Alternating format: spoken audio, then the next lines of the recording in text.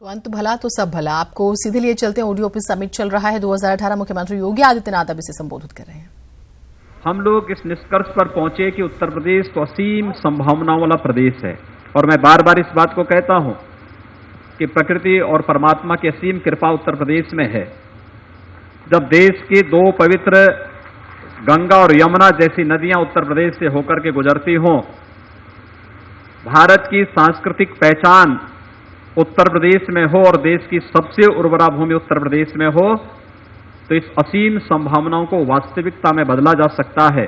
और उस वास्तविकता को बदलने के लिए जब मैं अपनी पूरी टीम के साथ बैठा, बहुत सारे मुद्दों पर चर्चाएं हुई। हमें अलग अलग मंचों पर, अलग अलग मोर्चों पर एक साथ कार्य करना था।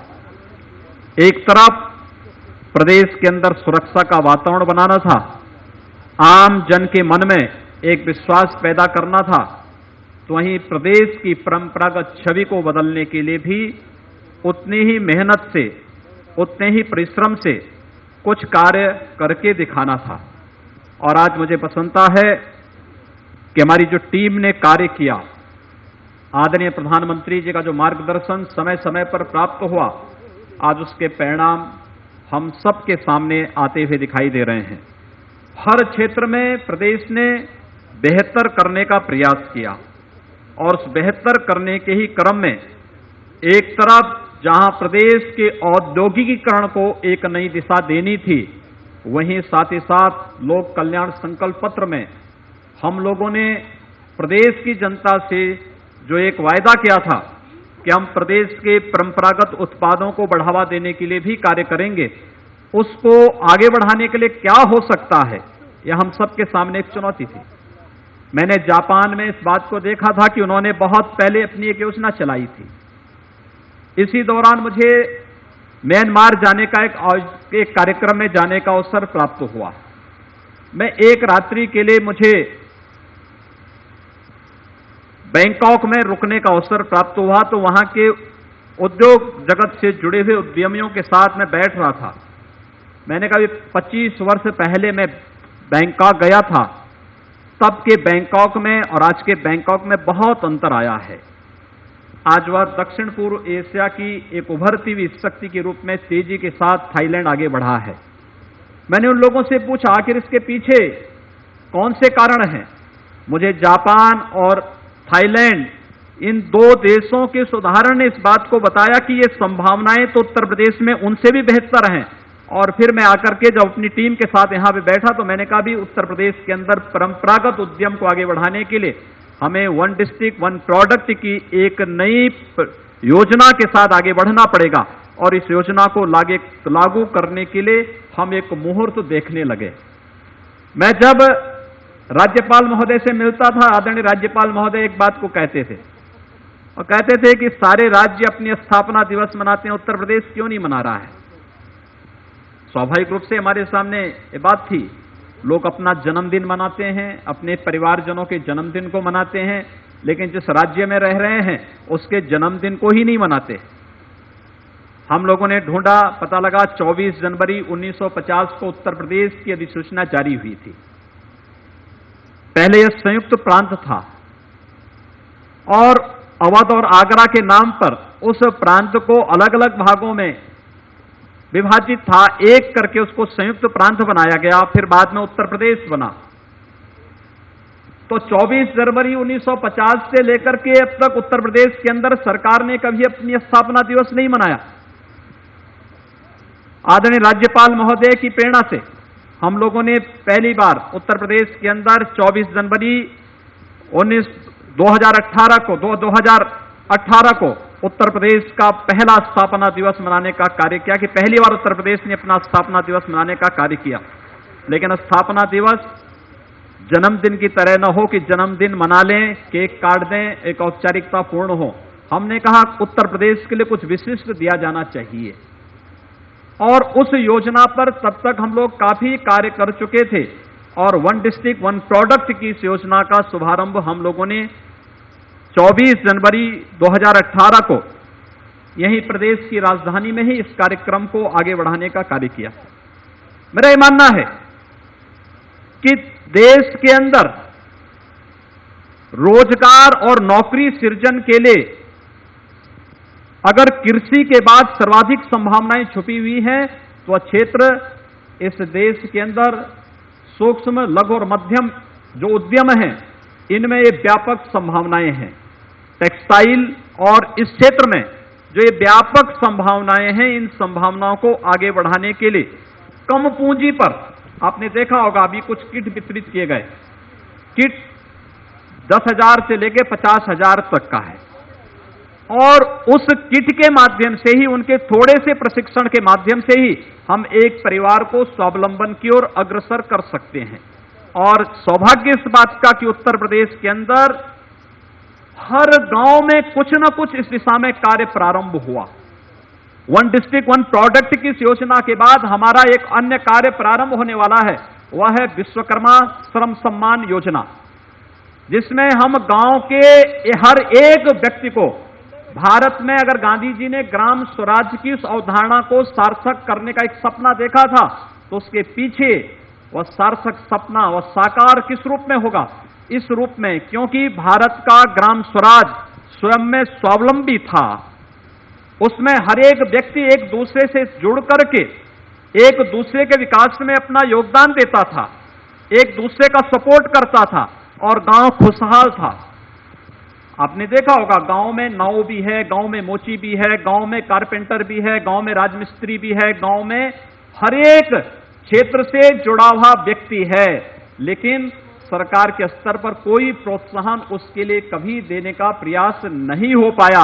विश्वकर्मा श्रम सम्मान को हम इसी के साथ जोड़ने जा रहे हैं, गांव में बैठा हुआ व्यक्ति भी सम्मान के साथ जीने का अपना हक प्राप्त कर सके। इस योजना को आगे बढ़ाने की दिशा में इसके बाद की हमारी अगली योजना। लेकिन उत्तर प्रदेश में वन डिस्ट्रिक्ट वन प्रोडक्ट में हर जिले में कोई न कोई चीज जरूर थी। जब हमारी टीम ने कार्य करना प्रारंभ किया, हर जिले में कुछ न कुछ जरूर मिला उन्हें। कहीं पर पीतल का मिला, कहीं हार्डवेयर का मिला, कहीं सॉफ्टवेयर का मिला, कहीं बांसुरी मिली, कहीं लेदर का मिला, कहीं स्पोर्ट्स का मिला, कहीं टेराकोटा का मिला, कहीं कालीन का मिला, कहीं इत्र मिला, कहीं पर कोई न कोई चीज जरूर मिली। और पूरे प्रदेश के अंदर इतना समृद्ध प्रदेश, इतनी समृद्धि जिस प्रदेश में रही हो कभी, आखिर वह इस बदहाली की स्थिति में क्यों पहुंचा? इसी पर चर्चा करने की दृष्टि से जब जो कार्य प्रारंभ हुआ, आज आदरणीय राष्ट्रपति जी का मार्गदर्शन हम सबको प्राप्त हो रहा है। आदरणीय राष्ट्रपति जी यहां पर जब हम लोगों ने उत्तर प्रदेश का इन्वेस्टर समिट का आयोजन किया था, आदरणीय प्रधानमंत्री जी ने उसका उद्घाटन किया था, और आदरणीय राष्ट्रपति जी उसके समारोह कार्यक्रम में यहां पर अपना मार्गदर्शन देने के लिए उपस्थित हुए थे। हम लोगों ने इन्वेस्टर समिट जो किया था, लोग तब भी कहते थे इन्वेस्टर समिट तो बहुत हो जाते हैं। हम लोगों ने कहा कि ये बहुत नहीं होता है, ये अपनी तरीके का एक अलग कार्यक्रम होगा, और हम जो कहेंगे उसको जमीन पर उतारेंगे, धरातल पर उतारेंगे। हमारे पास पूरे इन्वेस्टर समिट में 4,68,000 करोड़ रुपए के एमओयू यहां पर हस्ताक्षर, यहां पर उन करार हुए थे, और उन 4,68,000 करोड़ में 5 महीने के अंदर हम लोगों ने 60,000 करोड़ रुपए की 81 परियोजनाओं का अभी प्रधानमंत्री जी के कर कमलों से अभी पिछले दिनों उनका शिलान्यास का कार्यक्रम यहां पर संपन्न किया है। 50,000 करोड़ रुपए की परियोजनाएं अभी हमारी पाइपलाइन में, हम आगामी 2-3 महीने के अंदर उन्हें भी धरातल पर उतारने का कार्य करेंगे।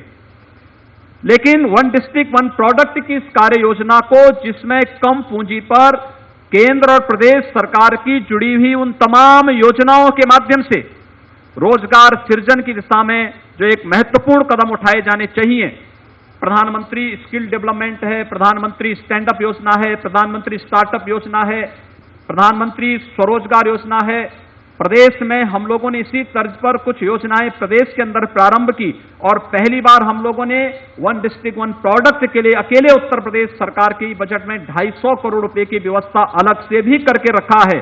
स्टार्टअप के लिए 250 करोड़ रुपए अलग से हम लोगों ने रखा है कि अगर आवश्यकता पड़ेगी उत्तर प्रदेश अपने बजट से भी इसको प्रोत्साहित करने का कार्य करेगा। और मुझे प्रसन्नता है कि पहली बार एक साथ जब वन डिस्ट्रिक्ट वन प्रोडक्ट का एक कार्यक्रम हो रहा है, 75 जनपदों में ये पूरे कार्यक्रम एक साथ आदरणीय राष्ट्रपति जी के मार्गदर्शन और संबोधन के बाद पूरे प्रदेश के अंदर यह कार्यक्रम सीधे इनका हर जनपद में इन कार्यक्रमों को लाइव टेलीकास्ट तो हो ही रहा है, लेकिन उन कार्यक्रमों के बाद उन लाभार्थियों को वहीं पर 1006 करोड़ रुपए की वित्त पोषण की व्यवस्था एक साथ एक दिन में प्रदेश के अंदर होने जा रही है और 4095 लाभार्थी एक साथ इसके साथ जुड़ रहे हैं। यानी एक साथ 4095 परिवारों को आज हम एक साथ स्वावलंबन की ओर अग्रसर करने का कार्य भी इस परियोजना के माध्यम से कर रहे हैं।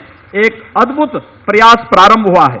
मैं आज के इस अवसर पर जो कार्यक्रम इसके माध्यम से प्रारंभ होने जा रहे हैं उसमें मुख्य रूप से प्रदेश के अंदर हर जनपद में कुछ न कुछ तो है, लेकिन इसकी दिशा में क्या प्रयास होने चाहिए, जैसे इनके तकनीकी उन्नयन, इन कारीगरों को हम अच्छी टेक्नोलॉजी दे सकें, इसके लिए कॉमन फैसिलिटी सेंटर की स्थापना, testing lab, design studio, exhibition कम व्यापार केंद्र जैसी महत्वपूर्ण अवस्थापना सुविधाओं के विकास की दिशा में भी यह एक महत्वपूर्ण प्रयास हो रहा है। और मेरा मानना है कि हम लोग अकेले इस योजना के माध्यम से हर वर्ष प्रदेश के अंदर 5 लाख नौजवानों को नौकरी और रोजगार के साथ जोड़ने जा रहे हैं। 5 वर्ष में 25 लाख नौजवान उत्तर प्रदेश के अंदर वन डिस्ट्रिक्ट वन प्रोडक्ट के माध्यम से नौकरी और रोजगार प्राप्त करेंगे, अपने घर में पाएंगे, अपने गांव में पाएंगे, अपने जनपद में पाएंगे, अपने प्रदेश के अंदर पाएंगे। प्रदेश के बड़ी मात्रा में पलायन रुकेगा और प्रदेश की ऊर्जा और प्रतिभा का उपयोग हम प्रदेश के अंदर करने में सफल होंगे। हम लोगों ने प्रदेश के अंदर इस दिशा में जो आज प्रयास प्रारंभ हुआ है, आपने देखा होगा कि यहां पर अभी हम लोगों ने प्रदेश के अंदर बहुत सारी इसमें अभी वन डिस्ट्रिक्ट वन प्रोडक्ट की कॉफी टेबल बुक का विमोचन का कार्यक्रम और उसकी पहली प्रति आदरणीय राष्ट्रपति जी को हमारे श्री राज्यपाल महोदय के द्वारा यहां पर दी गई, उसका प्रकाशन भी किया गया है। आप उसमें विस्तृत रूप से इसको अवलोकन कर सकते हैं। अमेजिन के साथ QCI, NSE, BSE साथ जी हेल्थ केयर के साथ MOU का आदान प्रदान भी एक साथ हुआ है। यानी अपने उत्पाद को उसकी मार्केटिंग, उसकी ब्रांडिंग की दिशा में यह एक बहुत महत्वपूर्ण पहल इस अवसर पर करने का एक प्रयास किया गया है।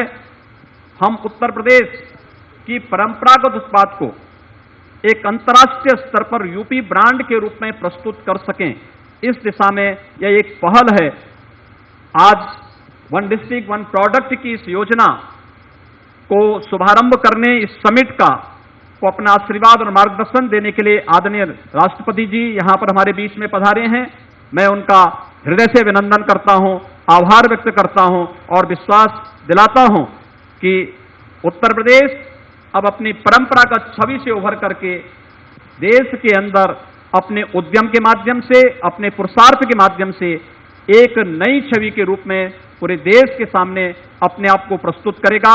आज के इस अवसर पर मैं एक बार पुनः आदरणीय राष्ट्रपति जी का, आदरणीय राज्यपाल महोदय का, सम्मानित सभी अतिथियों का, जितने भी प्रदेश के हमारे उद्यमी आए हैं, इन सब का हृदय से स्वागत करता हूं, आभार व्यक्त करता हूं और आप सबको इस बात के लिए आश्वस्त करता हूं कि उत्तर प्रदेश की सरकार उत्तर प्रदेश के परंपरागत उद्यम को तेजी के साथ आगे बढ़ाने और स्वावलंबन की ओर अग्रसर करने के लिए हर संभव सहयोग और हर संभव प्रयास करेगी। आप सबके प्रति मेरी शुभकामनाएं।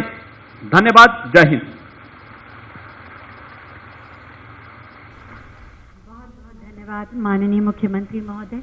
आपने बिल्कुल सच कहा, प्रकृति और परमात्मा की उत्तर प्रदेश पे असीम अनुकंपा है और इसी का एक प्रमाण है एक जनपद एक उत्पाद। संभावनाओं और सफलताओं की नई उड़ान, उद्यम प्रदेश के रूप में एक नई पहचान। 495 लाभार्थी, जैसा कि माननीय मुख्यमंत्री महोदय ने अपने उद्बोधन में कहा, ये परिवार स्वावलंबन की ओर बढ़ रहे हैं। आने वाले समय में 25 लाख रोजगार के साथ 2 करोड़ लोगों के परिवार स्वावलंबन की दिशा में एक जनपद एक उत्पाद योजना के माध्यम से आगे बढ़ेंगे। मंच पर आसीन हैं माननीय राज्यपाल माननीय श्री राम नाईक जी, जिनके कर कमलों द्वारा 24 जनवरी 2018 को एक जनपद एक उत्पाद का शुभारंभ हुआ था। उनसे अनुरोध है अपने आशीर्वचनों से हमें अनुग्रहित करें।